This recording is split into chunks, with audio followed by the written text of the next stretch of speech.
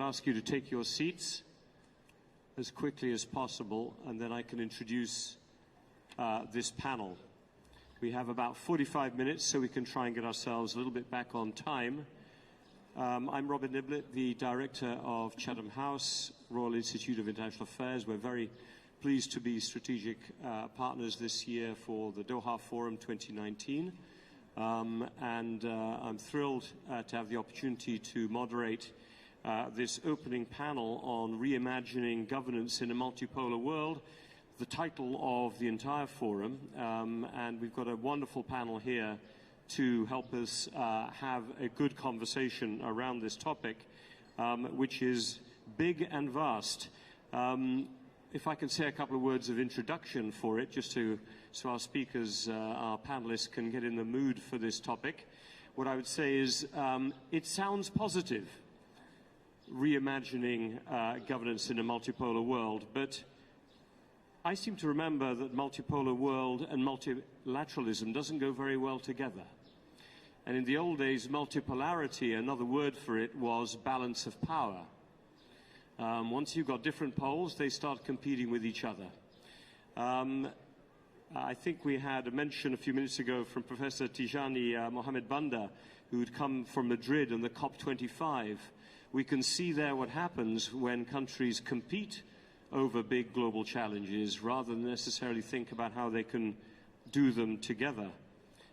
So what we want to discuss today is how do you engage diverse voices and make sure that a multipolar world is one that is inclusive rather than one that is a back to the future of a kind of 19th or 20th century type of politics. Because as this forum has made very clear, the challenges we face, climate change, migration, the rise of new technologies are going to require new forms of global cooperation. So what I'm going to do, first of all, is turn to Sheikh Mohammed bin Abdul Rahman Al Thani, one of the hosts of this forum this year, Deputy Prime Minister and Foreign Minister for nearly 4 years. I think in January it'll be 4 years, and give him the opportunity maybe to answer a first question. And I will say to each of our panelists, we will try to have questions and be sharp in our answers, and so I can take a few questions or comments from our distinguished participants and guests here as well today. Sheikh Mohammed, if I could start with you. For a small state, Qatar is a small state, maybe a powerful state, but a small state, is a multipolar world better? Is this one that you're enjoying being inside? Or is it one in which you feel that the security risks are becoming more intense and one that is harder for a small state to navigate? Should we feel positive about a multipolar world, or is it one that you are anxious about in the state of Qatar? If I could turn to you first. First of all, thank you very much. I would like to welcome everybody who is participating with us this year in Doha Forum, and I wish you a fruitful participation here, and we can engage together. And Doha Forum is a platform for dialogue and for engagement between different parties and different countries. And what we are looking at this year is the challenges in the multipolar world and how we can address the issue of governance in that world. For us, as a small state, you just mentioned, which is better for us? Is it a unipolar or a multipolar? Small states actually, even they don't decide on about the landscape of the world, whether it's a unipolar or multipolar. But what we really need, we need to address the challenges, whether it's a unipolar or a multipolar. And we believe that the best way to address these challenges is really to address the multilateral governance that we've been living in the last 74 years. Since after the World War II, we believe the world has changed. And the world order since that time and the establishment of the United Nations has shown that some of the mechanisms has worked and some didn't work. And I think we need to take a step back and assess what worked and how we can improve it, and what didn't work and how can we address it. There are three things that we need to focus on. That for all the states, sovereignty needs to be respected. national and international interests need to be protected, and striking the balance between the national and the international interest. And third, that all the countries and all the parties are engaged in the same manner toward prosperity and development. So if we are going to look at these challenges around us these days, we see that the nature of the challenges has changed and has evolved since in the last decades. We have seen a complexity in these challenges, whether it's if we are thinking about wars and conflicts. The nature of war has changed from the traditional regime of warfare to cyber warfare, economic manipulation, drones, transnational terrorism. All these challenges are new to the world order, which was established a long time ago. So we believe that there is a great importance that all the countries need to be engaged and to look at the best governance system, how we can balance between the national and international interest, which we believe this is one of the reasons why we see some big countries are leaving the multilateral system and departing from it. And we need to make sure that all the countries also have the same and equal rights, but also equal responsibility. But if we want really to build a strong governance, a global governance system, and if we want to do this global reform, we need to address the grassroots. And we need to look at our regional systems and to build strong regional coherence where we can start bottom-up building a consensus in the multilateral system, where we have some good examples that made a good progress and success. Among them is the African Union, which we believe is one of successful regional examples. We have others where it has been over-regulated sometimes, which made some decisions like what UK took to leave in the EU. In the Middle East, we have our regional framework, which showed that didn't work in the last decades, and we have seen that the challenges and the problems are just continuing, and we see more and more conflicts.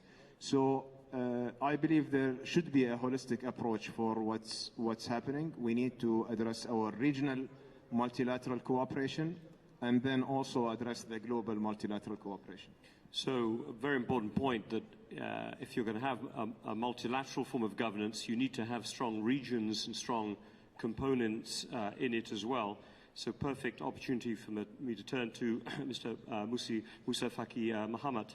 Mr. Mahamat, you're chairperson of the African Union Commission, and the African Union is playing a much more active role, certainly has been in the last 5 to 10 years. When one thinks of a multipolar world, Africa historically in recent years has been a field of competition, whether colonial competition, bipolar competition in the Cold War. Is regionalism, being able to come together and create strong regional institutions, part of the answer, in your opinion, to the kind of multipolar world we're in? Is this what African states are trying to do, give a stronger voice to each other by grouping together? And if so, is it working? What are the challenges you face as the chairperson of this commission? Merci beaucoup. Permettez-moi d'abord de remercier le Qatar, l'émir du Qatar, le gouvernement et le peuple pour leur accueil et les organisateurs de ce forum qui est devenu une plateforme des plus respectées pour discuter des questions internationales. Comme c'est ma première participation, permettez-moi de me féliciter de cet achèvement qui est formidable. Ce qui a été imaginé après la Seconde Guerre mondiale comme modèle de gouvernance mondiale et de multilatéralisme, notamment à travers la mise en place de l'Organisation des Nations Unies, a été en son temps un pas positif. Mais 75 ans après, nous constatons que tout a changé. Le monde a changé, la nature des défis a changé, la nature des opportunités a changé, l'Afrique a changé. Je vais me situer dans la perspective de l'Afrique. L'Afrique constitue aujourd'hui plus du quart des membres des Nations Unies. Qu'il s'agisse de la paix, qu'il s'agisse du développement économique, qu'il s'agisse des changements climatiques, la place de l'Afrique n'est pas entièrement reconnue. Et ce qui est extrêmement grave. Sur la question de la paix, plus de 60 à 70% des dossiers qui sont sur la table du Conseil de sécurité des Nations Unies sont des questions africaines. Le modèle ancien des opérations du maintien de la paix a montré ses limites. On l'a constaté au Congo, en RDC, où depuis plus de 60 ans, les Nations Unies sont présentes. Nous le constatons plus récemment au Mali, en République centrafricaine et ailleurs. La nature du défi a changé. L'Afrique aujourd'hui n'a pas de problème entre ses États. Les problèmes sont les terroristes, la criminalité transfrontalière et les trafics de tout genre.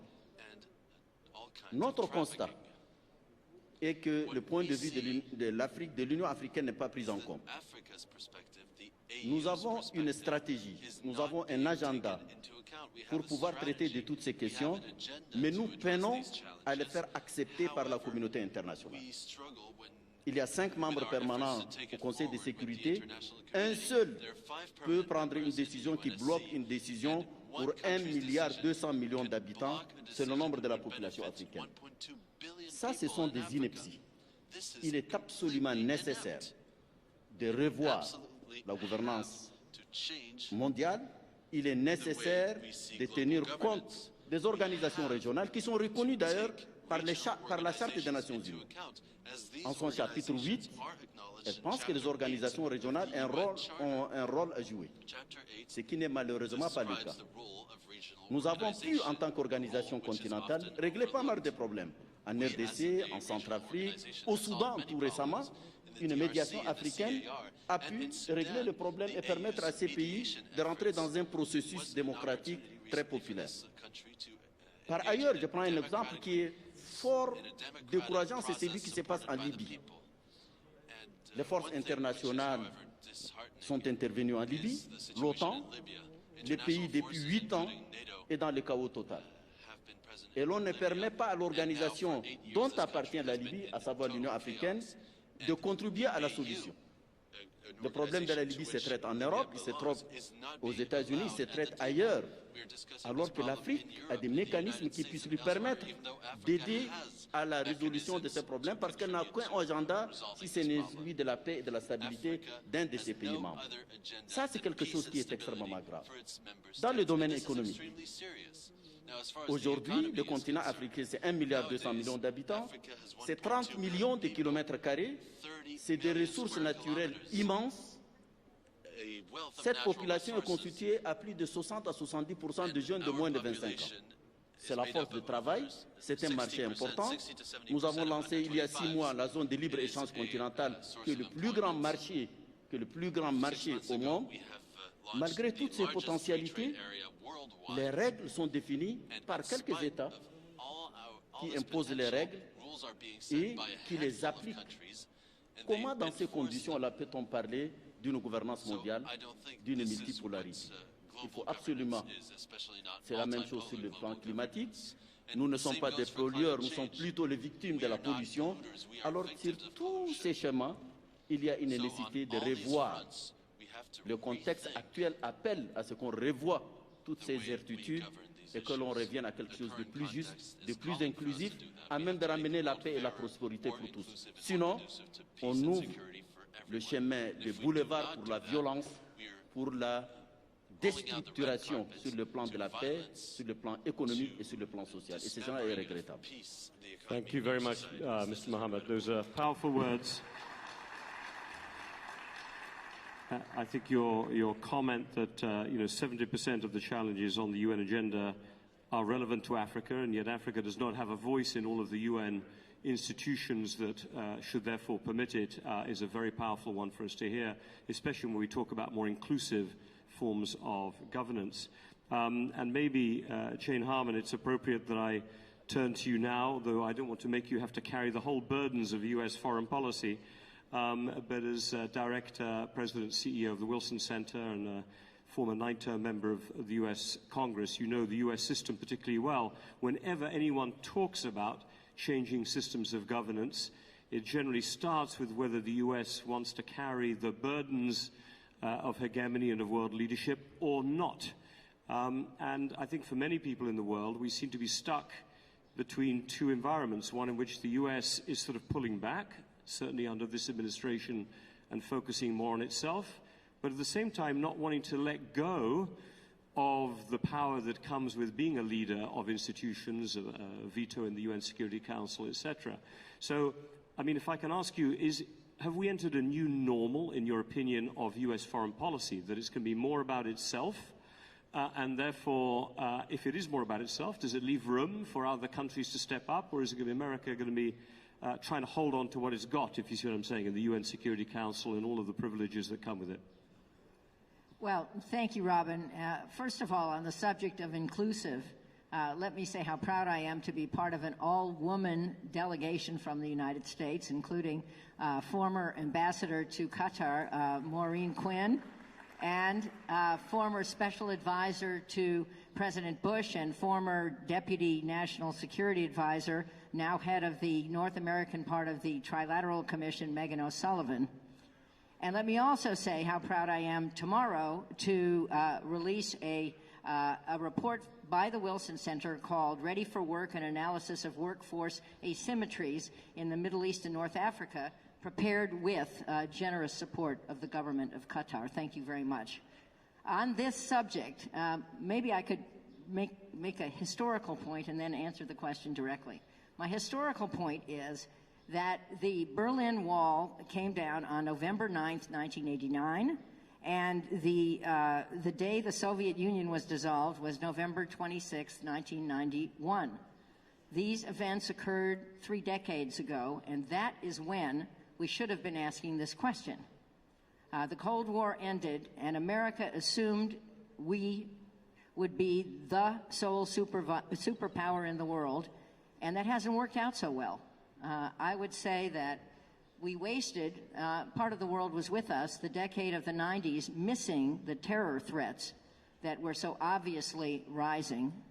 We were surprised by 9/11, and what we should say to this audience is the really good news is after that catastrophic attack, NATO invoked Article 5 for the only time in its history, the Common Defense Provision, and our allies here came to our support. Even Iran offered support. Sadly, what happened was our response was mostly on war footing. Looking back on it, I was there for all of this, so I share blame or credit for what happened. But a war on terror is a war on a tactic. It is not, it plays into the bad guy's playbook rather than seeing what these what this menace was really about. What was it about? Let's face this. It was about lack of inclusiveness, lack of opportunity, poor governance, the disconnect between our education systems and jobs, things that every one of us understands. So now, you asked, what should the United States be doing? My view, as a former member of the United States Congress and someone who leads a nonpartisan think tank that focuses, I hope, fairly on world issues, including the Middle East, my answer is the United States should not retreat, but we should join an effort to revitalize all of our alliances, including the United Nations. The point about Africa is right. We have an Africa Institute at the Wilson Center. Africa is undervalued, given its enormous contributions and the fact that 50% of the growth in the world in the next 2 decades will come from Africa. How are we going to deal with this as a world? How are we going to deal with what happens if we don't deal with it, which is even more horrible migration issues? So the U.S. should be on the team. We should be inclusive. We should recognize that issues like climate change have to be on the agenda. We should be more humble. And I think, in the end, the multipolar world we should have recognized 30 years ago will be a better world for having the United States as one member of a very valued and inclusive team. Jane, as you are very efficient on your time, and there's one voice that is not on this panel, can I just tack one little question onto you before I come to Borge Brende, which is we might end up in, if we're reimagining governance in 2 or 3 years' time, in a world that rather than being multipolar is seen as bipolar. Huge debate in the United States, including in the trade agenda, on what kind of a relationship the United States will have with China.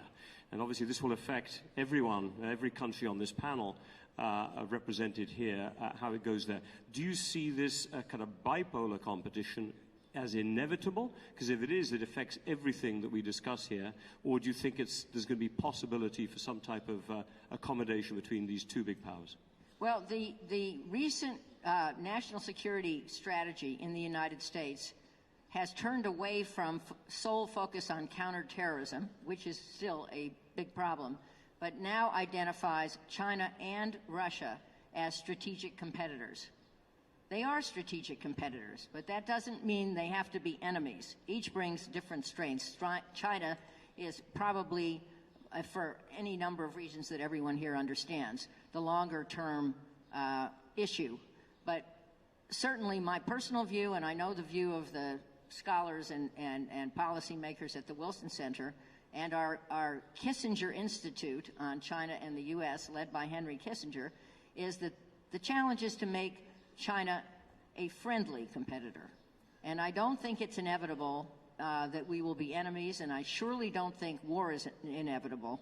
And on a challenge that everyone knows is coming, a technological challenge, 5G, it would be a tragedy if China formed one communication system and the United States insisted on a different one. That would not help our national security, and it would certainly not help our economy. And good news today is that President Trump and President Xi have agreed, in principle anyway, on a trade deal that will roll back some of the tariffs that have spooked international markets. Thank you very much. Let me turn now to Borge Brende, President of the World Economic Forum, formerly Foreign Minister of Norway and Trade Minister and Environment Minister, a number of key positions in the Norwegian government. So, Borge, you get to see the world from two different perspectives, but I think you're carrying somewhat here, certainly as I'm moderator, the European flag on this panel, though interestingly, obviously Norway not being a member of the EU, but very closely connected and aligned. Europe, I think, always thought that it was reimagining governance, that it was the vanguard of a different structure and way for governments to interact and give an opportunity for their citizens to be more engaged. Is the EU ready for this more multipolar world? Can it organize itself? And do you think European nations, those also connected to it, can form a pole? Will they be a pole? Or is that like anti what Europe is about, and therefore it's always going to be suffering, always one step behind, and maybe not such a good partner as a result? Thank you, Robin. Thank you to Sheikh Mohammed also for your hospitality here. I think you have a very good point that the new president of the European Commission, Ursula von der Leyen, has outlined this vision of maybe EU becoming a kind of G3. If we're talking about the G2, US and China, Europe can then underline European values and can also be someone filling a vacuum. This multipolar world is maybe still kind of an apolar world. I think there is a huge vacuum created, and we don't know what this vacuum is going to be filled with. From the World Economic Forum side, we of course hope that this vacuum will be filled with kind of multi-stakeholder approach, where we bring also in civil society, also business together. I think we can achieve more together. But at the same time, I hope that this vacuum is not filled with only a national focus, but is also filled with a focus where we are faced with integrated challenges, common challenges, like climate change, trade, and our approach now is much more of a fragmented approach. And that is a huge, huge challenge. We said that we are moved from kind of a Cold War, but I think that what we have moved from is like from Cold War to hot peace. And we have to make sure that we all underline what also Prime Minister of Malaysia said, you should not beggar your neighbor, but you should prosper your neighbor. I think that was very well said. And for me, this notion of trade wars is something very unfamiliar. Trade is not a weapon. Trade is the key to prosperity. And since 1990, we have doubled the global GDP. We have reduced the amount of people in the world living in extreme poverty from 42% to 12%. At the same time, we have increased global trade 3 to 4 times. So trade is the key to prosperity if you get it right. If you get it right, but as you said, trying to get that balance right at the moment is incredibly difficult. And if I could just take you back to the European element, do you think Europeans can be drivers? Certainly in the last year or two, the one part of the world that has really driven a number of trade agreements with Japan, with Vietnam, with Singapore, has been the EU. Hopefully, actually, there are some agreements done with groups of sub-Saharan African states as well. Do you feel Europe is kind of fighting a battle to try to keep multilateralism open? And if it is, are you optimistic about its capacity to do so? I think there is no alternative to multilateralism. It is no being indirectly questioned, but if you have common challenges, you have to deal with them at the right level. And there, I think the United Nations and all the multilateral institutions that we have built are still the right ones, but they also have to reform, as also addressed by the chairperson of the African Union. When it comes to the European Union, I think the European Union can be initiating also rules in areas where we need traffic rules and rules. We are emerging into this fourth industrial revolution. World Economic Forum has worked a lot on this, but with all the new technologies that are going to change our lives so profoundly, we have very limited traffic rules. We have private superpowers that have huge influence. I think we, in such a world, also need traffic rules, and I think the European Union can maybe not overnight be the foremost force when it comes to these new companies, even if they're working on that.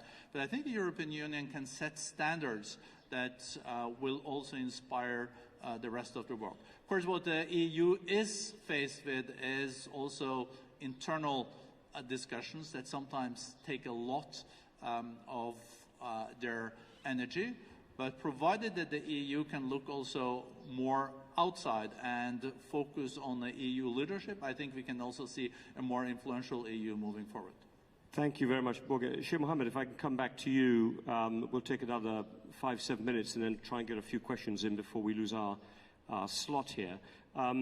Climate change has come up several times, and for a country like Qatar, which is obviously heavily involved in the energy business, built a lot of its, well, the bulk of its wealth off the back of it, where do you see the governance element of this going? Where does Qatar sit in these debates, as are taking place right now in COP25 in Madrid? Are your voices as incorporated as those of others? How would you want to reimagine in governance towards climate change from the perspective of an energy producing, an oil and gas producing country? How are your viewpoints going to be incorporated at a time when other countries obviously have perhaps very different perspectives as to how it should play out? How are you managing that dilemma as the leader of a small country that's hugely influential in the energy space?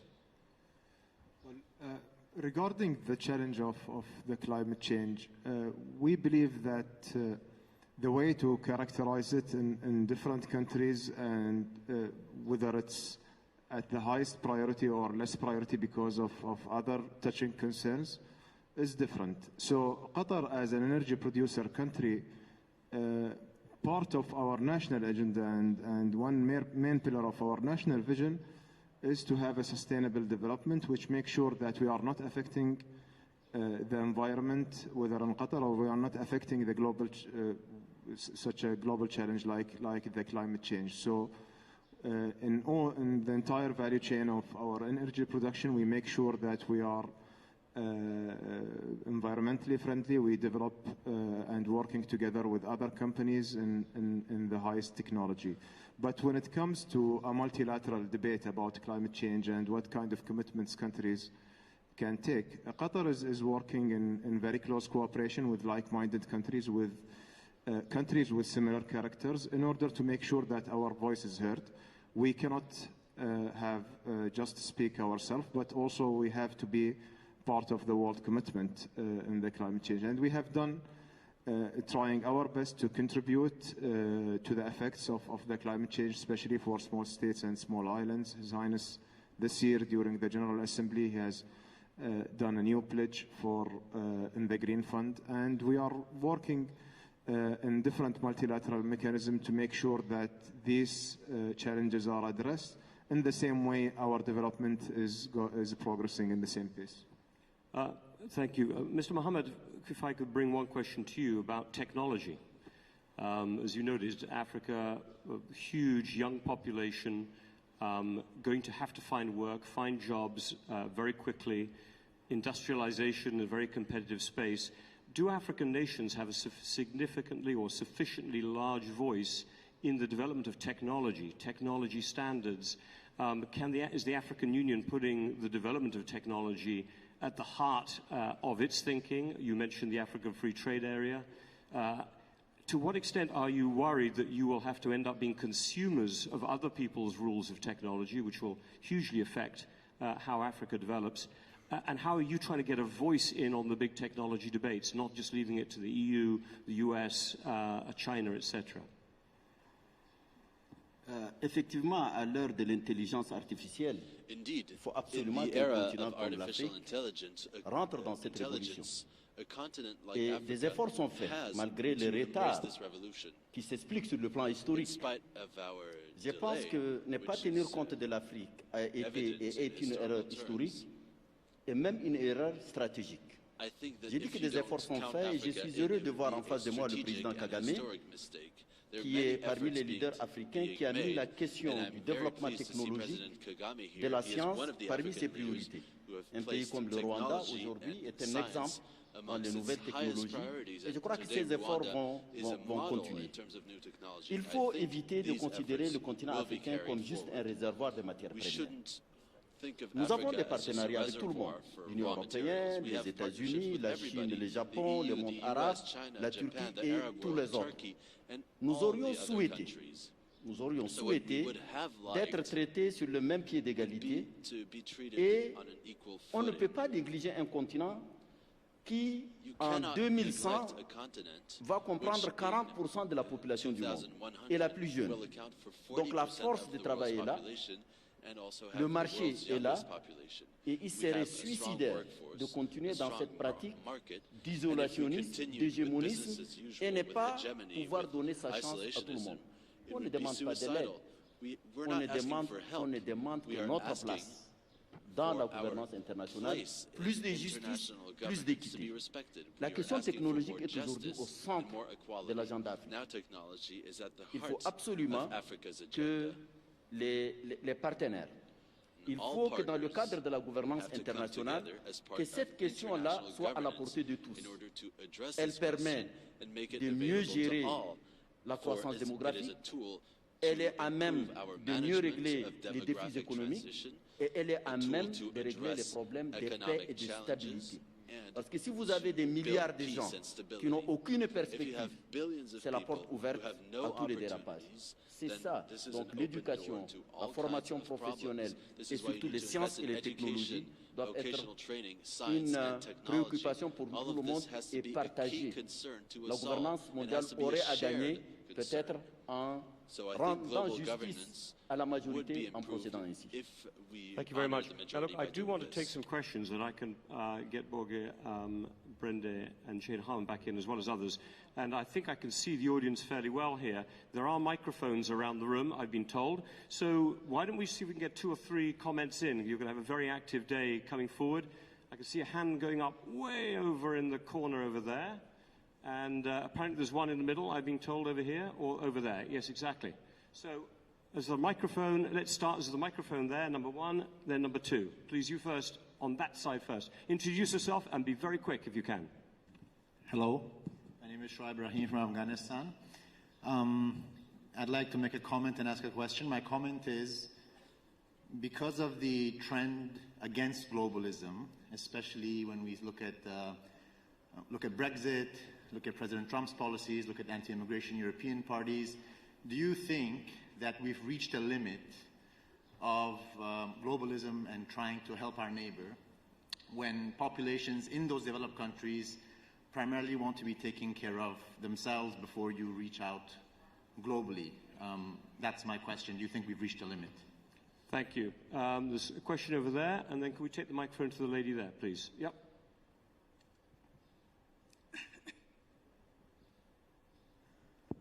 Thank you, moderator.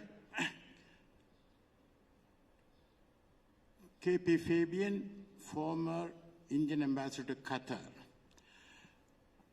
We all talk about multipolarity, but I believe that there is an elephant in the room, and that is, in the international financial sector, there is unipolarity.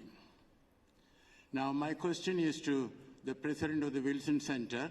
This financial unipolarity, which also implies sanctions by the United States, is that good for the United States? Is that good for the rest of the world? And if it's not, what can we do about it? Thank you. Thank you. Very good and specific question. I think we have one more question here, and I might have to leave it there, although we'll take a 4th one right in the corner over there, and that'll be it. Yes, please, there. Kim Dozier from Time Magazine. I wanted to ask you to consider, is there anything positive from the recent U.S. policy pushing back on globalism? Have there been new centers of power formed, new nexi that could represent new decision-making opportunities? Very interesting question, whether there actually be new centers of power. I think there was a question, my last one was right in the corner there, the hand is up. Is there a microphone next to that gentleman there? Well, I have the microphone here. All right, in that case, yeah. I'm the ambassador of the Dominican Republic. Hi, Robin, it's good to see you again. 18 years ago, I was here to launch the Doha round. Today, we are regretting how the WTO ended up without an appellate body. Trade is clearly the answer, as the chairman of the World Economic Forum has said.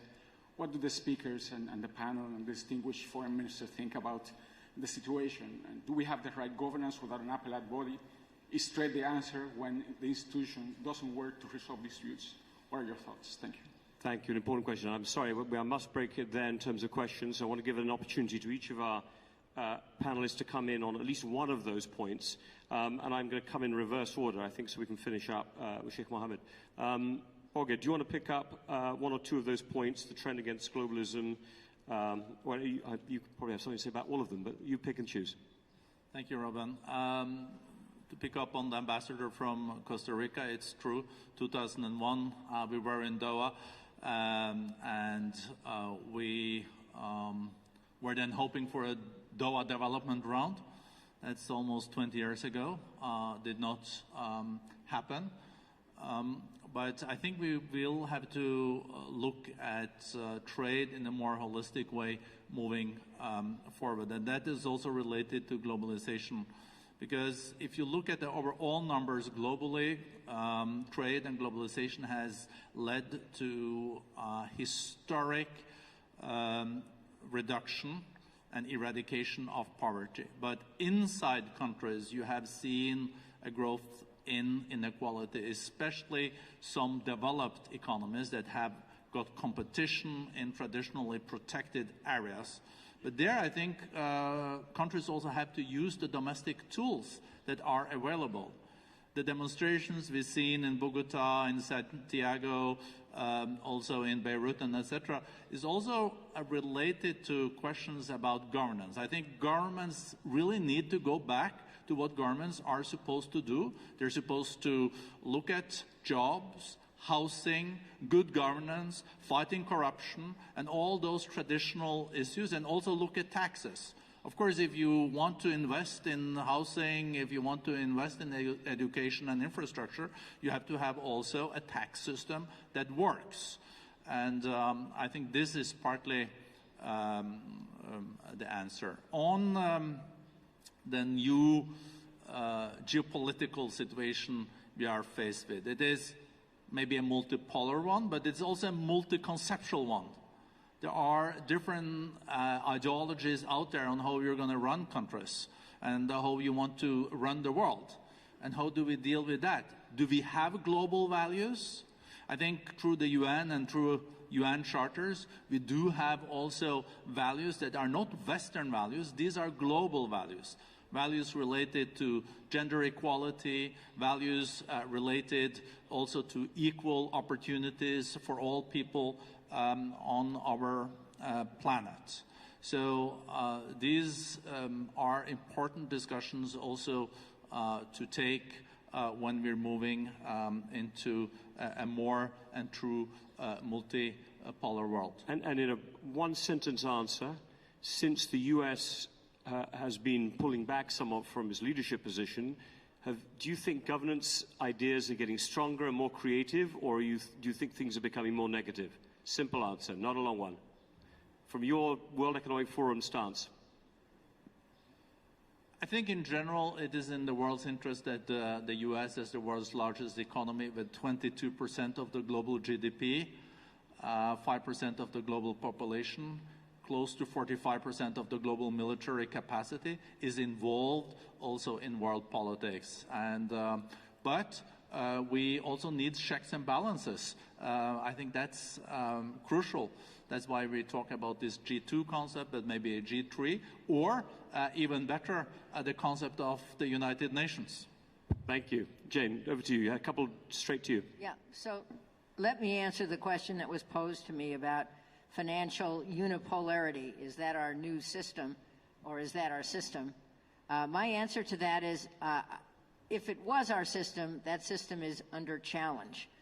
The dollar may no longer be the universal currency, but also the challenge from China is basically a different, from a different economic system. And I don't think we should assume that financial unipolarity will survive. I also am disappointed to see my government not filling the vacancies in the WTO judges. I would think a better approach would be to make the WTO work better. It was a good idea, and it should be reinvigorated. I think that's true for all these international institutions.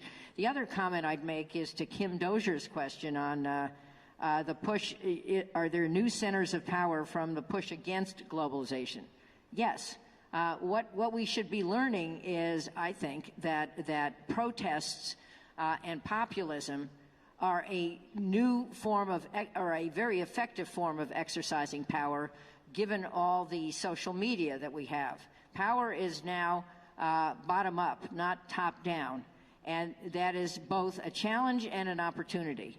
And bottom up challenges, like the challenge to our complacency on climate change, will possibly get world attention. Time magazine, that you just wrote a good article in, seems to think so, by naming its cover person a 16-year-old who is outspoken. And so I think the answer to you is yes, and it could go in a good direction. Thank you very much, Jane. Mr. Mohammed, I want to just pull back to something that Borge Brendi said, that governments need to get back to doing what they do most importantly, which is providing good opportunities, fighting corruption, good tax, giving opportunities to their citizens. A lot of your commentary was about the injustices of the international system. But do you feel that governments in Africa, members of the African Union, also take sufficiently seriously their responsibility to deliver good opportunities to their citizens? Because in the end, I'm afraid the tradition of governments all over the world often is to look after themselves and not look after their citizens. Do you feel that Africa is also, and African nations are taking more responsibility for their own future? La nouvelle gouvernance est une exigence pour tout le monde, et particulièrement pour les États africains, qui doivent bien gérer sur le plan politique et sur le plan économique leurs États. Ça, c'est quelque chose sur lequel nous avons des stratégies et des progrès évidents sont en train d'être faits dans le continent africain. Je pense que la gouvernance mondiale et le multilatéralisme sont une nécessité. Pour nous, ils sont imparfaits, mais les remettre en cause par des politiques isolationnistes et hégémonistes est encore plus grave. Il y a une nécessité. Pour la paix, il y a nécessité du multilatéralisme. Je vois en face de moi M. Erekat, Mme Hanan Ashrawi. La question palestinienne, prendre des décisions unilatérales sur une question comme celle-là est absolument injuste et ça n'aide pas à la paix ni à la stabilité dans le monde. La lutte contre le terrorisme, il faut également des coalitions mondiales pour pouvoir faire face, y compris en Afrique. Sur les questions de développement, sur les questions commerciales, il faut plus d'équité. On ne peut pas imposer des règles unilatérales et vouloir de la paix et de la stabilité dans le monde. Ceci est également évident dans le changement climatique. On ne peut pas se soustraire à ces obligations dans un monde qui change et qui change à vue d'œil. Si on veut conforter la paix, la sécurité, et je suis d'accord avec vous, il faut commencer par soi et il faut mieux gérer, je dirais même mieux gérer sa misère. Merci. Thank you very much. Sheikh Mohammed, I want to give you the last word. I mean, you may want to pick up on any of the questions you heard there, but I'd also like, as host of the 2019 forum,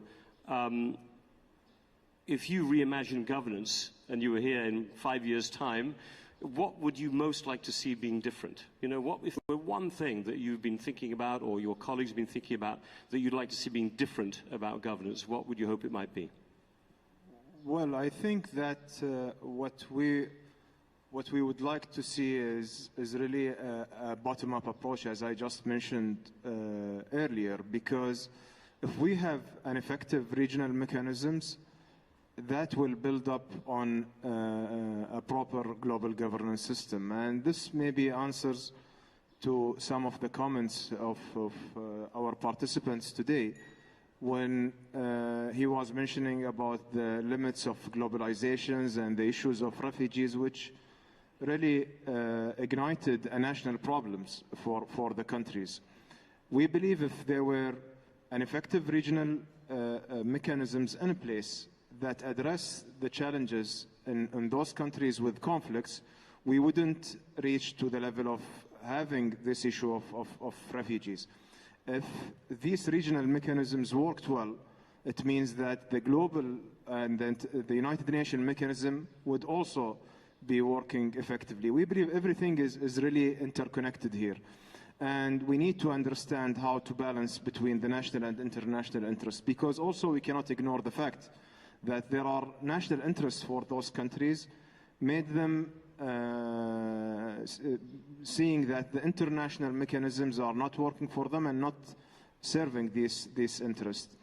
Last but not least, there is no regional or international accountability mechanism that's binding and makes sure that the countries are abiding to the agreements that other countries are agreeing together on.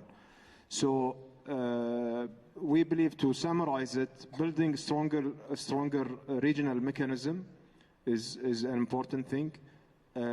Looking at and reviewing the current structure of the international community and the way it operates, balancing between the challenges in these mechanisms, and last but not least, how we are making these arrangements binding for all the countries and holding them accountable if they are violating these principles.